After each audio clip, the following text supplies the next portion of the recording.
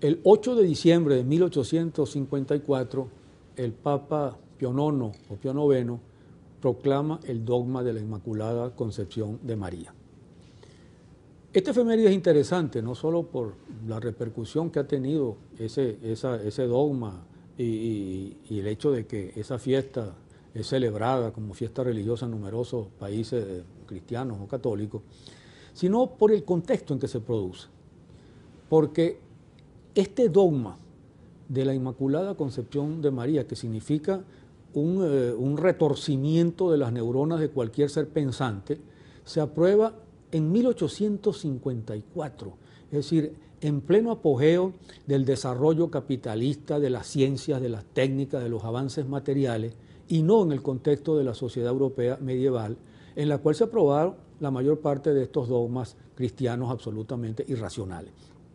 El hecho es que María es un personaje casi insignificante dentro de los evangelios,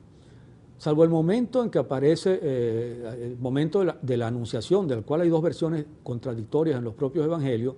en que se le anuncia que va a ser la madre de Jesús, pues, del Hijo de Dios.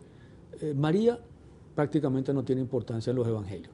Su virginidad no aparece tampoco por ninguna parte, porque en los evangelios ya tiene varios hijos, y Jesús tiene entonces varios hermanos.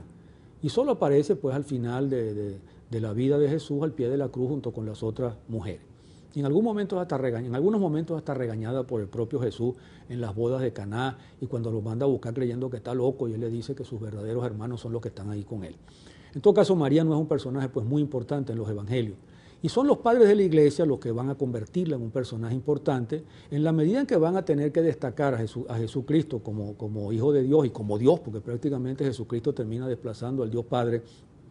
y es el verdadero Dios cristiano. Entonces es necesario que la Virgen que María fuera en primer lugar eternamente virgen. Y esto sí se aprobó en tiempos de la Edad Media. O sea, María es virgen antes del parto, en el parto y después del parto. Entiéndalo el que pueda. Y luego de eso también María entonces termina siendo, de acuerdo a otro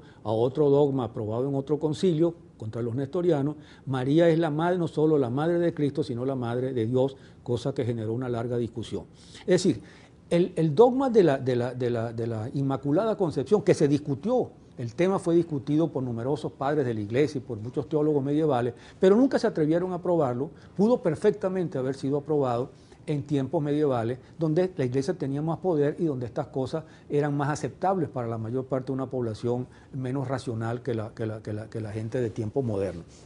De tal manera que el hecho de que el Papa Pío IX haya hecho aprobar este dogma, que repito, va contra cualquier pensamiento racional, como todos los dogmas, es decir, que María no solo no tuvo pecado original, sino que fue concebida sin pecado original. En el fondo hay aquí un carácter absolutamente machista, porque esto más que exaltación de la Virgen, es exaltación de la Virgen en cuanto receptáculo,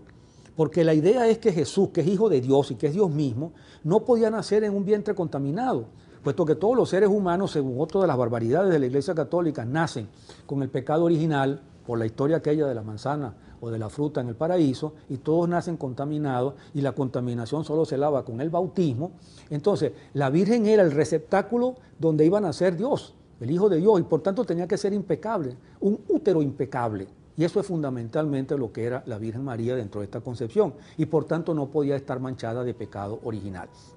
Y eso es entonces lo que constituye el dogma de la Inmaculada Concepción de María. Pero repito, lo más absurdo de esto es que un dogma como ese, que pudo haberse aprobado en la Edad Media y habría pasado como algo aceptado ya por la tradición cristiana, lo imponga prácticamente el Papa Pío IX en 1854. Esto es simplemente una demostración de la actitud provocadora de un Papa que se opone al racionalismo, que se opone a la ciencia. No olviden que Pío IX es el que aprueba el sílabus,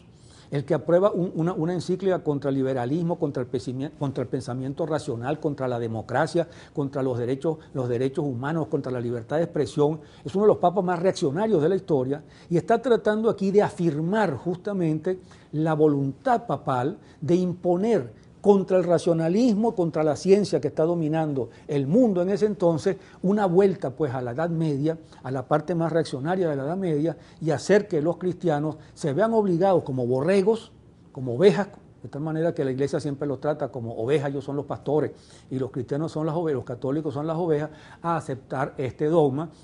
impuesto, repito, a contracorriente, justamente en tiempos del mayor racionalismo, del mayor desarrollo científico, como es el de la segunda mitad del siglo XIX, tiempo de altos hornos, tiempo de altas tecnologías, y que entonces los católicos hayan tenido que aceptar este dogma completamente fuera de tiempo, simplemente porque el Papa quería afirmar el poder omnímodo que tiene la Iglesia sobre la voluntad de unos católicos que usualmente no piensan, que los tratan exactamente como ovejas y que se ven obligados a aceptar la voluntad papal sin discutirla, porque de otra manera quedan fuera de la Iglesia.